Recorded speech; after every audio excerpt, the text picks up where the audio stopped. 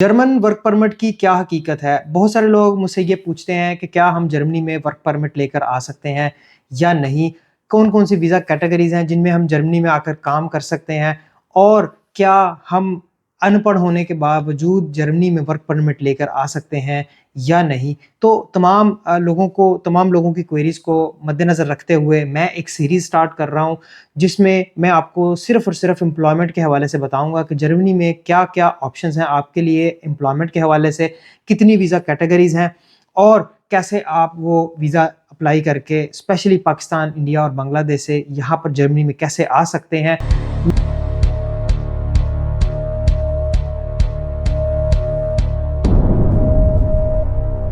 Welcome back to my channel, my name is Ghalib Mirza.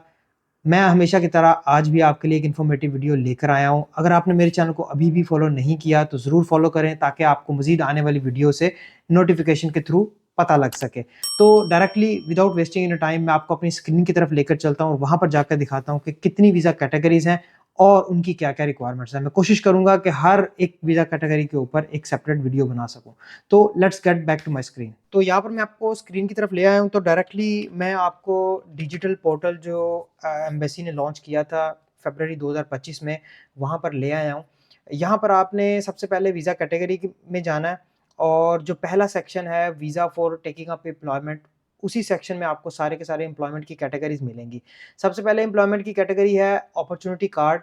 ये वो एक वाहिद कैटेगरी है जिसमें आपको जॉब कॉन्ट्रैक्ट नहीं चाहिए। बाकी तमाम जो वीज़ा कैटेगरीज़ हैं यहाँ पर, उन तमाम के लिए आपको जो है एक एम्प्लॉयमेंट कॉन्ट्रैक्ट की ज़रूरत पड़ेगी। जिसमें ब्लू कार्ड है, ब्लू कार्ड के अंदर फर्दर 3 तरह के ब्लू कार्ड हैं। फिर उसके बाद टेकिंग अप एम्प्लॉयमेंट, अगर आपके पास कोई यूनिवर्सिटी डिग्री है और आप जर्मनी में काम करना चाहते हैं, जो कि ब्लू कार्ड का काम नहीं है, तो फिर आप इस कैटेगरी में फ़ॉल करते हैं। अगर आपके पास प्रोफ़ेशनल ट्रेनिंग है और आप जर्मनी में काम करना चाहते हैं, फिर ये वाली आपके साथ आपके पास ऑप्शन है। इसी तरीके से मल्टी 6 ऑप्शन है टोटल।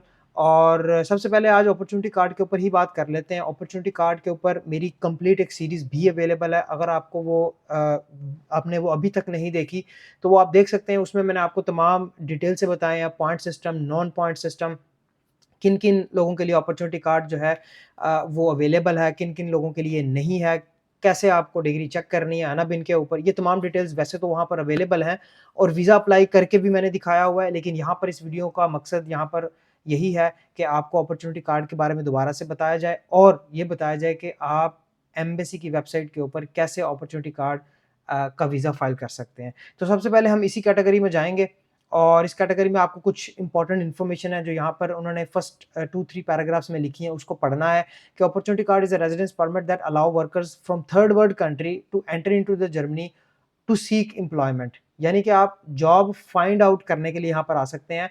ये जॉब सर्च वीज़ा ही है। पहले ये जॉब सर्च वीज़ा 6 महीने का होता था और इस पे आपको पार्ट टाइम काम करने की इजाज़त नहीं होती थी। उसी को उन्होंने चेंज करके वो ख़त्म कर दिया है। अब जो चीज़ लॉन्च किया है जॉब सर्च वीज़ा के बदले में, वो है अपॉर्च्युनिटी कार्ड। ये 1 साल का आपको इनिशियली मिलता है। 6 महीने का भी आप ले सकते हैं, डिपेंड करता है कि आपके पास कितने पैसे हैं। जितना ब्लॉक अकाउंट आप सबमिट करवाएँगे 6 महीने या साल, उस हिसाब से आपको 6 महीने या साल का वीज़ा मिल जाएगा। लेकिन इनिशियली ये 1 साल का मिलता है और फिर उसके बाद ये एक्सटेंडेबल होता है 2 साल के लिए, लेकिन वो भी अंडर सर्टेन कंडीशंस हैं। तो अगेन बात कर लेते हैं कि एक्चुअली ये है किन लोगों के लिए। तो ये पॉइंट बेस्ड सिस्टम है, ठीक है? ज़्यादातर लोगों के लिए पॉइंट बेस्ड सिस्टम है। मैंने 2 एक सेपरेट वीडियोज़ में आपको दिखाया है कि किन लोगों के लिए पॉइंट बेस्ड सिस्टम है, किन लोगों के लिए नहीं है। तो अगर आपने वो वीडियो नहीं देखी डिटेल से, वो भी आप देखें, वो आपको यहाँ पर या मेरी इस वीडियो के डिस्क्रिप्शन में भी मिल जाएगी। तो यहाँ पर हम बात कर लेते हैं कि ये पॉइंट सिस्टम है क्या? तो पॉइंट सिस्टम जो है वो डिटरमिन करता है कि whether you are eligible for opportunity card based on your qualification, knowledge and circumstances. Minimum score of 6 is required to apply for this visa. If you have a vocational qualification or degree obtained or recognized in Germany, अब ये जो vocational qualification है इसकी जो process है वो ये है कि आपको इसकी रिकग्निशन करवानी पड़ती है अपनी जैप से वोकेशनल क्वालिफिकेशन की। और इन सर्टेन केसेस आपको आईएचके फोसा और कुछ और मल्टीपल इदारे हैं, डिपेंड करता है आपने किस सेक्टर में वोकेशनल क्वालिफिकेशन हासिल की है। आप अनरकैनुंग वेबसाइट पे जाएं, अनरकैनुंग इन डॉइचलैंड, वहाँ चेक करें कि आप इलेक्ट्रीशियन है तो इलेक्ट्रीशियन के लिए कौन सा इदारा है रिकग्निशन के लिए, मैकेनिक है तो मैकेनिक का कौन सा इदारा है रिकग्निशन के लिए। हर सेक्टर के लिए अलग डेफ़िनेटली यहाँ पर आपको मिलेगा इदारा जो आपकी रिकॉग्निशन करता है वोकेशनल क्वालिफ़िकेशन की। इसी तरह अगर आपके पास डिग्री है और वो जर्मनी में रिकॉग्नाइज़्ड है, अब ये जर्मनी में रिकॉग्नाइज़ कैसे पता करेंगे? इसका सबसे पहला जो स्टेप होता है वो आप अनअबन डेटाबेस पे जाते हैं और वहाँ पर अपनी डिग्री और यूनिवर्सिटी का स्टेटस चेक करते हैं। अब वो कैसे करना है उसके ऊपर भी अगेन वही सेम वीडियो आप देखेंगे तो आपको पता लग जाएगा। वो वीडियो का लिंक आपको डेफ़िनेटली मेरी इस वीडियो के डिस्क्रिप्शन में मिल जाएगा। तो अगर आपकी वो डिग्री और आपका इंस्टीट्यूट जो है जहाँ से आपने वो डिग्री हासिल किया वो रिकॉग्नाइज़ है तो फिर आप डायरेक्टली अप्लाई कर सकते हैं without going through the point system. So you can apply for opportunity card as skilled worker without having to achieve minimum number of points. Exactly. तो अगर आपके पास vocational training recognized या डिग्री recognized होगी तो फिर आप as a skilled worker without achieving points जो है वो आप अप्लाई कर सकते हैं इस वीज़ा के लिए। तो ये है बेसिक रिक्वायरमेंट। आइल्स यहाँ पर आइल्स या फिर कोई भी इंग्लिश सर्टिफिकेट आपको लैंग्वेज का दिखाना पड़ेगा। अगर आपके पास 2 ऑप्शन है, या आप इंग्लिश लैंग्वेज सर्टिफिकेट दिखा लें जिसमें आपका मिनिमम स्कोर 5.5, 6 या 6.5 तीनों एक्सेप्ट होते हैं क्योंकि मिनिमम B2 रिक्वायर्ड है। तो आप इंग्लिश की तरफ जाएँगे तो आपको ये सबमिट करवाना पड़ेगा। लेकिन अगर आप जर्मन के रास्ते को इख्तियार करते हैं, जर्मन लैंग्वेज के थ्रू जाना चाह रहे हैं, तो फिर आपको A1 मिनिमम आपको रिक्वायर्ड होगा आपके वीज़ा के लिए, ठीक है? तो यहाँ पर आपने आना है, ये इन्फॉर्मेशन चेक कर लेनी है। कुछ इन्फॉर्मेशन यहाँ पर भी आपको दी है कि इस वीज़ा को अप्लाई करने के लिए आपको किन चीज़ों को फुलफ़िल करना पड़ेगा। सबसे पहले sufficient financial means to cover your living expenses for the duration of stay in Germany. अब आपने अगर 6 महीने के पैसे जमा करवाने हैं तो आपको 6 महीने का वीज़ा मिलेगा।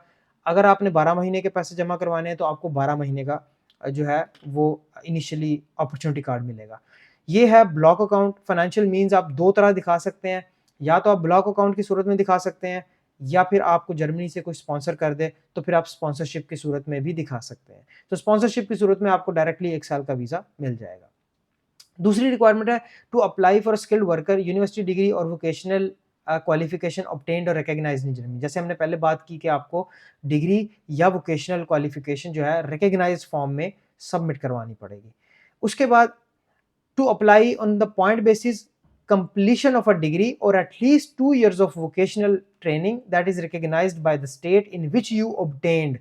अब इस सूरत में अगर आप फॉर एग्जांपल आपके पास डिग्री रिकॉग्नाइज्ड या फिर वोकेशनल क्वालिफिकेशन रिकॉग्नाइज नहीं है तो आप फॉल करेंगे पॉइंट सिस्टम में, और पॉइंट सिस्टम में भी आपको अपने क्राइटेरिया को फुलफिल करने के लिए कम से कम 2 साल का वोकेशनल क्वालिफिकेशन जो कि आपके कंट्री में रिकॉग्नाइज्ड होगा वो, या फिर डिग्री जो आपने कंप्लीट की होगी अपने कंट्री में वो आपकी कंट्री से रिकॉग्नाइज होनी चाहिए।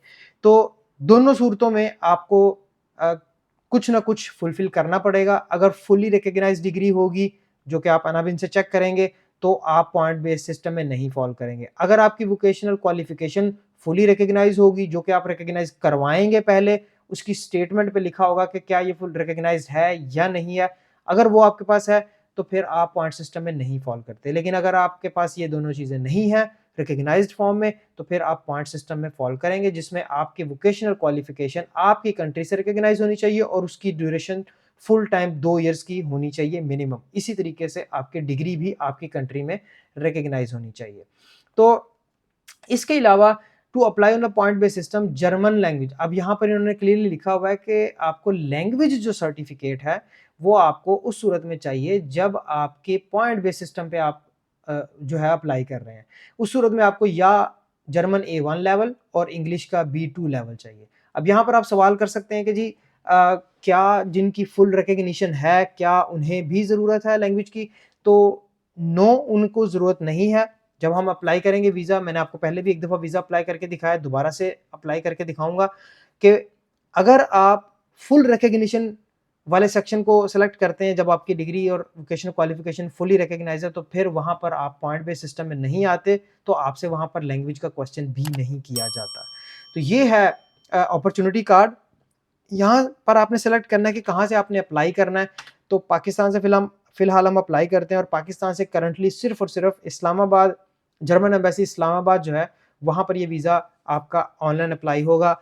कराची में अभी तक ये वीज़ा ऑनलाइन अप्लाई नहीं हो रहा, आपको फिज़िकली ही एम्बेसी की वेबसाइट पे जाना है और अपॉर्चुनिटी कार्ड के सेक्शन में जाकर अपॉइंटमेंट ढूँढनी है, फाइंड आउट करनी है। अगर आपको अपॉइंटमेंट मिल जाएगी तो आपने अपॉइंटमेंट वहाँ पर बुक करनी है। अदरवाइज़ अगर आप इस्लामाबाद से अप्लाई कर रहे हैं तो फिर ये ऑनलाइन सिस्टम में आपको अप्लाई करना पड़ेगा। आप डॉक्यूमेंट सबमिट करेंगे, आप वेटिंग लिस्ट में लगेंगे, वेट करेंगे। अभी के लिए अगेन बताता चलूँ कि अपॉर्चुनिटी कार्ड का वेटिंग टाइम जो है वो 8 टू 12 मंथ्स है। तो आपको वेट करना पड़ेगा। वंस वो वेट आपका कंप्लीट होगा, आप फिर प्रिलिमिनरी रिव्यू में जाएँगे और फिर उसके बाद आपको इनवाइट आएगी एम्बेसी में अपॉइंटमेंट बुक करने की।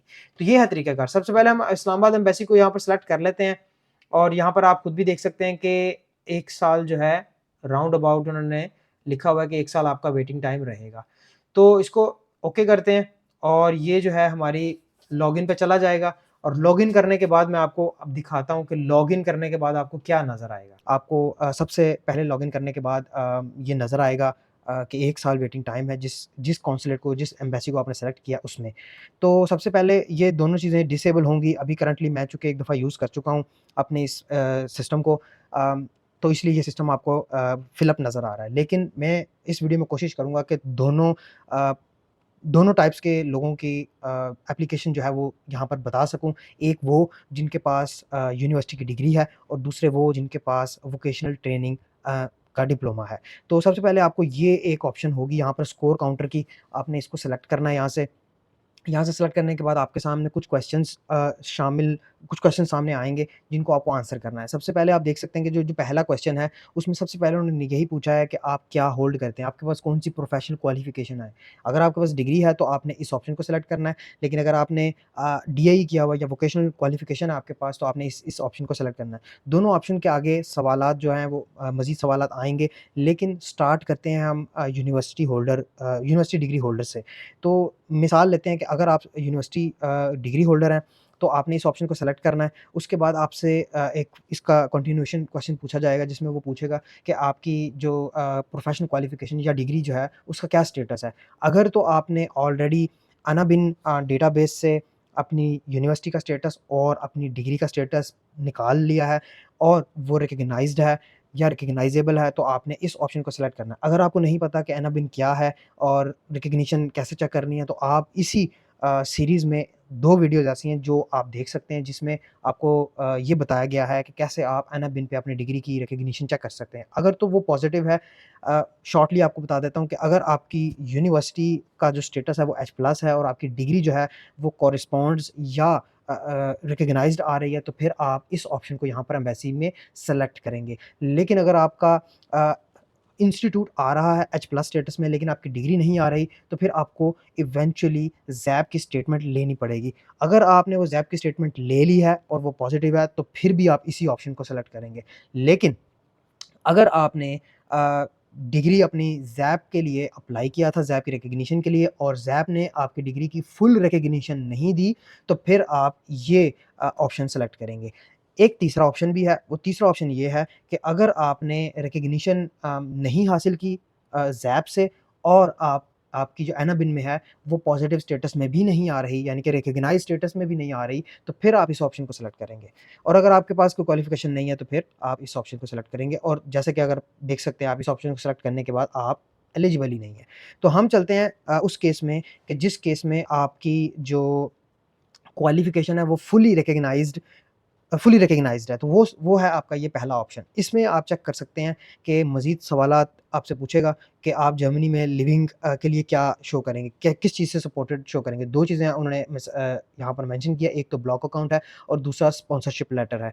तो जनरली पाकिस्तान से यही 2 चीज़ें वैलिड होती हैं, या आप ब्लॉक अकाउंट दिखा लो या जर्मनी से आप स्पॉन्सरशिप दिखा लो। तो अगर इन दोनों में से कोई एक चीज़ आपके पास है, तो आप इसमें येस सेलेक्ट करेंगे। उसके बाद पूछेगा कि आपका पार्टनर भी आपके साथ अप्लाई करना चाह रहा है, वो पार्टनर मैरिज सर्टिफ़िकेट के थ्रू आप जो है वो वाज़ह कर सकते हैं, या सिविल पार्टनरशिप है तो उसका सर्टिफ़िकेट होता है, या जो भी आपके पास जो भी आपका रिलेशन है आपके पार्टनर के साथ आप उसको यहाँ पर शो कर सकते हैं। अगर उन्होंने भी अप्लाई करना है तो फिर आपके पास 2 ऑप्शन है, क्या उसी सेम कॉन्सुलेट से अप्लाई करना है या डिफरेंट कॉन्सुलेट से अप्लाई करना है। तो ये सूरत-ए-हाल आप अपने हिसाब से देख सकते हैं। तो अभी करंटली मैं ये लेके चलता हूँ कि आप अकेले अपॉर्च्युनिटी कार्ड के लिए अप्लाई करेंगे तो उस सूरत में यहाँ पर आपको नो सेलेक्ट करना है। उसके बाद आप देख सकते हैं कि मज़ीद कोई सवाल नहीं है, कोई लैंग्वेज का क्वेश्चन नहीं है, कोई इन्होंने एक्स्ट्रा सवाल आपसे नहीं किया। सिर्फ़ और सिर्फ़ आपसे जो ब्लॉक अकाउंट है वो उन्होंने माँगा है, या स्पॉन्सरशिप माँगी है, उस केस में जिस केस में आपकी डिग्री फुली जो है वो रिकॉग्नाइज़ है जर्मनी में। अच्छा, ये तो था एक केस डिग्री होल्डर्स के लिए। अब दूसरे केस पे हम चलते हैं, जो है कि आपकी पार्शियल रिकॉग्निशन, या फिर आपकी रिकॉग्निशन में कोई ऐसा उन्होंने सर्टिफ़िकेट इश्यू किया है जिस पे लिखा हुआ है कि आपको मज़ीद क्वालिफ़िकेशन हासिल करने की ज़रूरत है एलिजिबल होने के लिए। तो उस सूरत में आपकी ये दूसरा जो ऑप्शन है इसको आप सेलेक्ट करेंगे। अगेन वही क्वेश्चन आपसे ब्लॉक अकाउंट का या स्पॉन्सरशिप का, फिर पार्टनर के बारे में पूछेंगे। हम इसको यहाँ पर ही लेकर चलते हैं। फिर उसके बाद अब आप देख सकते हैं कि यहाँ पर मज़ीद सवालों का सिलसिला शुरू हो गया है। यहाँ पर आप आपसे वो पूछते हैं कि आपका जर्मन लेवल क्या है?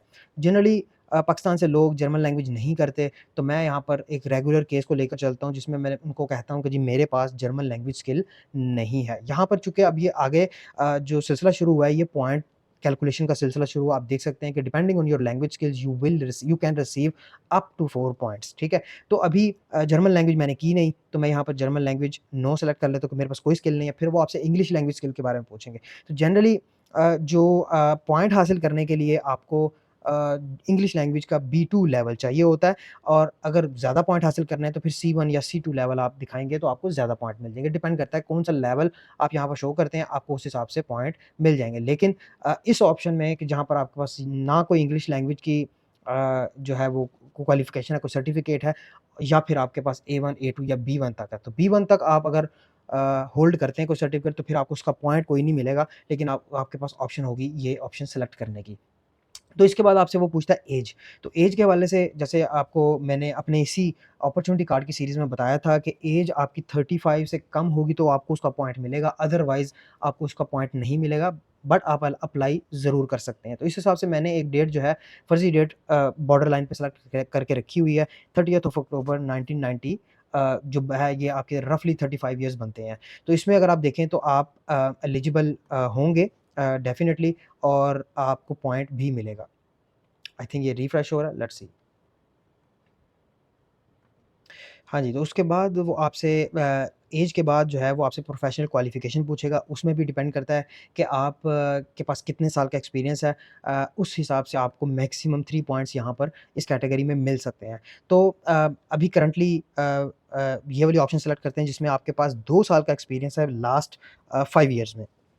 तो इस ऑप्शन के बाद आपके पास कनेक्शन टू जर्मनी पूछेगा। अगर आप पहले जर्मनी आ चुके हैं, तो आपको उसका 1 पॉइंट मिलेगा, अदरवाइज़ आपको पॉइंट नहीं मिलेगा। तो ये केस टू केस वेरी करता है। अगर आप जर्मनी आ चुके हैं किसी भी वीज़ा के ऊपर, तो आप यहाँ पर उस हिसाब से सेलेक्ट कर सकते हैं जिसमें आपके उन्होंने स्पेसिफिकली ऑप्शंस रखी हैं कि yes exclusively for tourist purposes such as holiday और फैमिली विज़िट। अगर आप फैमिली विज़िट या किसी टूरिस्ट वीज़ा पे आए हैं, तो आपके पास ये ऑप्शन है। उसके बाद अगर आपने जर्मनी में कोई एक्टिविटी परफ़ॉर्म किया, फॉर एग्ज़ाम्पल कोई लैंग्वेज कोर्स वगैरह आपने कोई स्टडी वगैरह किया, तो उसमें फिर आपके पास ये दूसरी ऑप्शन है।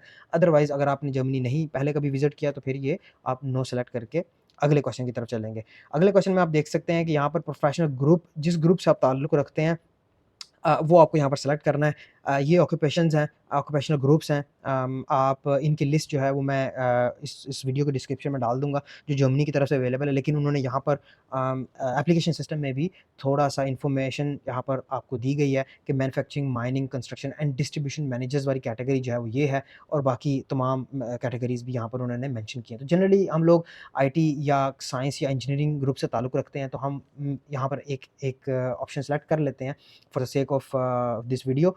तो साइंस एंड इंजीनियरिंग प्रोफेशन से ताल्लुक़ अगर हम रखते हैं, तो आप यहाँ देख सकते हैं कि आपने 9 पॉइंट हासिल कर लिए हैं ऑलरेडी, तो व्हिच मीन्स कि you can apply for opportunity card. यहाँ पर अगर सबसे बड़ा जो सवाल लोग पूछते हैं कि जी क्या लैंग्वेज के बगैर हम अप्लाई कर सकते हैं? तो अगर फॉर एग्ज़ाम्पल आप यहाँ पर नो सेलेक्ट करते हैं कि जी मेरे पास ना तो इंग्लिश है और ना ही मेरे पास जर्मन है, तो लेट्स सी आगे आपको वो क्या कहता है। तो आप क्लियरली देख सकते हैं कि जहाँ पर आपको पॉइंट्स कैलकुलेट करने हैं, वहाँ पर अगर आपके पास लैंग्वेज का सर्टिफ़िकेट नहीं है, दोनों में से कोई एक, चाहे जर्मन या इंग्लिश, तो फिर आप रिक्वायरमेंट को फुलफ़िल ही नहीं करते। तो फिर आप अप्लाई ही नहीं कर पाएँगे। इसीलिए दोनों में से कोई एक लैंग्वेज का सर्टिफ़िकेट आपको शो करना है। लेकिन इसको साबित करने के लिए मैं यहाँ पर इंग्लिश की स्किल को नो कर देता हूँ, और फॉर एग्ज़ाम्पल अगर आपने जर्मन A1 लेवल किया हुआ है, तो फिर आप यहाँ देख सकते हैं कि सिस्टम चेंज हो गया। अब यहाँ पर आपको ये सेलेक्ट करना पड़ेगा। तो अब आप यहाँ देख सकते हैं कि यहाँ पर आपके इंग्लिश का दोबारा से सवाल किया उन्होंने। अगर आपके पास B2 लेवल भी होगा, तब भी आप इसी कैटेगरी में फ़ॉल करते हैं। पॉइंट हासिल करने के लिए आपको C1 लेवल दिखाना पड़ेगा। लेकिन चूँकि हमने सिर्फ़ जर्मन के केस को देखना है, तो हम यहाँ पर I have no knowledge of English को सेलेक्ट करते हैं और आगे चलते हैं। फिर देखते हैं वो हमसे क्या सवाल करते हैं। तो उस केस में भी अगेन एक ऐज हमने सेलेक्ट कर लिया। ऐज के बाद आगे चलते हैं प्रोफेशनल एक्सपीरियंस के ऊपर। सेम वही एक्सपीरियंस हम जो है वो सेलेक्ट करके देख लेते हैं और कनेक्शन टू जर्मनी नो रखते हैं और प्रोफेशनल ग्रुप जो है वो सेम साइंस एंड इंजीनियरिंग का ग्रुप जो है वो सेलेक्ट कर लेते हैं। और फिर भी आप देख सकते हैं कि आप जर्मन का सर्टिफिकेट भी शो करेंगे, तब भी आपके 9 पॉइंट कंप्लीट हो जाएँगे। तो व्हिच मीन्स कि आपको जर्मन या फिर इंग्लिश में से कोई एक सर्टिफिकेट आपको शो करना ही पड़ेगा उस केस में, जहाँ जब आपकी जो डिग्री है वो फुल्ली रिकॉग्नाइज़ नहीं है। ठीक है? और सेम यही केस रहेगा इस सूरत-ए-हाल में, जहाँ पर तीसरी ऑप्शन हम सेलेक्ट करेंगे, जहाँ पर वो कहेगा कि my professional qualification is only recognised in the country where I acquired it. इसका मतलब ये है कि आपने पाकिस्तान से डिग्री हासिल की, पाकिस्तान का जो रिकॉग्निशन बॉडी है एचईसी, उसके थ्रू आपने अटेस्ट करवाई, आपने अप्रूव करवाई, आपकी डिग्री रिकॉग्नाइज़ है, लेकिन आपने किसी भी फ़ॉरेन क्वालिफ़िकेशन या फ़ॉरेन क्वालिफ़ाइड इदारे से डिग्री रिकॉग्नाइज़ नहीं करवाई, ना ही किसी जर्मनी के इदारे से रिकॉग्नाइज़ करवाई है। तो उस सूरत में फिर आप ये तीसरी ऑप्शन सेलेक्ट करेंगे और इसमें भी सेम एज़ वही आपसे सवाल करेगा जो दूसरी ऑप्शन में वो करता था। तो इसमें भी आप देख सकते हैं कि जी आपने जर्मन A1 लेवल के थ्रू जाना है, या चलें दोबारा से देख लेते हैं no German with B2 English language skill. अगर फॉर एग्ज़ाम्पल आप नो करते हैं तो फिर आप रिक्वायरमेंट को फुलफ़िल नहीं करते। आपके पास इंग्लिश भी नहीं है, आपके पास जर्मन भी नहीं है, तो फिर आप अप्लाई नहीं कर सकते। इस सूरत-ए-हाल में भी सिर्फ़ और सिर्फ़ वो कंडीशन जहाँ पर आपकी डिग्री रिकॉग्नाइज़ हो या फिर आपके पास ज़ैप का रिकॉग्नाइज़्ड डिग्री का स्टेटस हो, उस सूरत में आपको लैंग्वेज की ज़रूरत नहीं है। बाकी तमाम केसेज़ में आपको लैंग्वेज की ज़रूरत रहेगी। तो ये चीज़ें थीं जो आपको यूनिवर्सिटी होल्डर्स के लिए आपको शो करनी पड़ती हैं। जो यूनिवर्सिटी होल्डर हैं वो अपॉर्च्युनिटी कार्ड के लिए अगर अप्लाई करने पड़ते हैं, तो ये सूरत-ए-हाल उन पे वैलिड रहेगी। तो अभी क्विकली इन सवालों का जवाब देकर मैं आपको जाके डॉक्यूमेंट्स दिखा दूँ कि कौन-कौन से डॉक्यूमेंट रिक्वायर्ड होंगे, ताकि आपका ये प्रोसेस भी स्मूथली आप जो है वो खुद से प्रोसेस कर सकें। साइंस एंड इंजीनियरिंग का ग्रुप सेलेक्ट किया। अब आप यहाँ देख सकते हैं कि 5 पॉइंट हैं। अब हमें देखना है कि 5 पॉइंट क्यों ऐसे आए हैं यहाँ पर, 6 मिनिमम चाहिए। यहाँ पर सेम एज़ वही ऑप्शन हमने सेलेक्ट की, ऐज की भी वही ऑप्शन हमने सेलेक्ट की, B2 लैंग्वेज का सर्टिफिकेट भी हमने दिया, अम, पार्टनर भी हमारा अप्लाई नहीं कर रहा, ब्लॉक अकाउंट भी हमारे पास है। अब आप यहाँ देख सकते हैं कि जिस सूरत-ए-हाल में आपकी डिग्री जो है वो रिकॉग्नाइज़ पाकिस्तान में तो है, लेकिन जर्मनी से नहीं है, तो उस सूरत-ए-हाल में आपको रेगुलर केस आपका जो है वो वैलिड नहीं रहेगा। आपको मज़ीद पॉइंट हासिल करने की ज़रूरत पड़ेगी। उस सूरत-ए-हाल में या आप B2 इंग्लिश के साथ और जर्मन A1 के साथ अप्लाई कर लें। अगर आप जर्मन A1 भी शो करते हैं और फिर आपके पास इंग्लिश C1 होनी चाहिए, तो फिर आप इंग्लिश और जर्मन दोनों का पॉइंट हासिल कर सकते हैं। तो अगर फॉर एग्ज़ाम्पल जर्मन वाले केस में आपने नहीं जाना, तो आप English with no German plus age, आप आपकी ऑफ़ कोर्स ऐज तो आप चेंज नहीं कर पाएँगे, लेकिन प्रोफ़ेशनल एक्सपीरियंस आप चेंज कर पाएँगे। तो इस सूरत-ए-हाल में जिसमें आपकी डिग्री रिकॉग्नाइज़ नहीं है जर्मनी से, आप फिर भी अप्लाई करना चाहते हैं, तो आपको फिर ज़्यादा एक्सपीरियंस शो करना पड़ेगा। आप 5 साल के एक्सपीरियंस के साथ जाएँगे, तो आपके पॉइंट पूरे होंगे, अदरवाइज़ आपने अभी देखा कि आपके पॉइंट फिर पूरे नहीं होते अगर आप ज़्यादा एक्सपीरियंस लेकर नहीं जर्मनी आते। तो अब आप ये देख सकते हैं कि मैंने यहाँ पर 5 साल वाले एक्सपीरियंस कैटेगरी को सेलेक्ट किया, तो इससे आपको गालिबन 3 पॉइंट जो हैं वो यहाँ से मिलेंगे। और इंजीनियरिंग एंड साइंस का ग्रुप है आपका, तो अब आप यहाँ देख सकते हैं कि आपके फिर 6 पॉइंट पूरे होते हैं, अदरवाइज़ आपके 6 पॉइंट पूरे नहीं होते। तो ये 3 वो कैटेगरीज़ हैं जो डिग्री होल्डर्स जो हैं उन पे लागू होंगी। एक दोबारा बताता चलूँ कि एक वो लोग जो फुली रिकॉग्नाइज़्ड डिग्री के साथ हैं, दूसरे वो लोग जो पार्शियल रिकॉग्निशन के साथ हैं। दोबारा से मैं उसी कैटेगरी में आपको ले चलता हूँ ताकि आप क्लियरली देख सकें। ये है यहाँ पर। तो ये जो कैटेगरी है, जो पहली कैटेगरी है, ये फुली रिकॉग्नाइज़ वाले हैं, इनको तो लैंग्वेज भी नहीं चाहिए। ये पार्शियल रिकॉग्निशन वाले हैं, ठीक है? और ये विद नो रिकॉग्निशन सर्टिफिकेट वाले हैं, ठीक है? तो ये 3 कैटेगरीज़ हैं जो जर्मन एम्बेसी ने यहाँ पर आपको शो की हैं। आप इन तीनों कैटेगरीज़ में जहाँ पर भी फ़ॉल करते हैं, उस केस को आप लेकर चलें, जो भी आपका केस बनता है। आपको सबसे ज़्यादा लैंग्वेज और सबसे ज़्यादा एक्सपीरियंस उस कैटेगरी में चाहिए जिसमें आपके पास कोई रिकॉग्निशन सर्टिफिकेट नहीं है। तो अभी मैंने यहाँ पर सेव कर लिया है, मैं आपको लेकर चलता हूँ कि डॉक्यूमेंट्स कौन-कौन से रिक्वायर्ड होंगे इस सूरत-ए-हाल में। तो यहाँ पर आप देख सकते हैं डॉक्यूमेंट कैटेगरी का सेक्शन है। यहाँ पर आप बेसिकली वही तमाम डॉक्यूमेंट होंगे जो आपको रेगुलरली चाहिए होते हैं, जिसमें पासपोर्ट है, यूनिवर्सिटी की डिग्री है, ठीक है? और यूनिवर्सिटी की डिग्री यहाँ पर आप अपलोड करेंगे। रिकॉग्निशन ऑफ योर यूनिवर्सिटी जो आपने कन्फर्मेशन जो है वो ज़ैप की कन्फर्मेशन जो है जिसमें वो नेगेटिव भी अगर आ रही है क्योंकि हमारी नेगेटिव वाली नो रिकॉग्निशन वाली कैटेगरी है जिसमें ये डॉक्यूमेंट माँगा है, तो आपको ज़ैप से जब आप अप्लाई करेंगे और वो नेगेटिव स्टेटस के साथ आएगी तो वो आपको यहाँ पर अपलोड करनी पड़ेगी।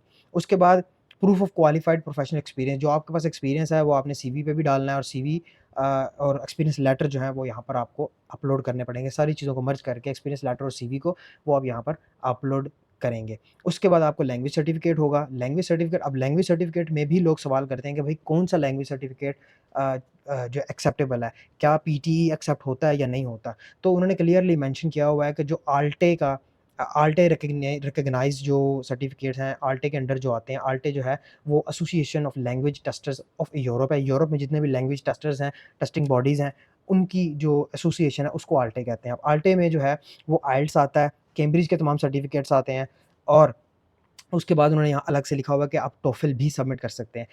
आल्टे के अंडर पीटीई नहीं आता, तो पीटीई जो है वो एक्सेप्ट नहीं किया जाएगा, ठीक है?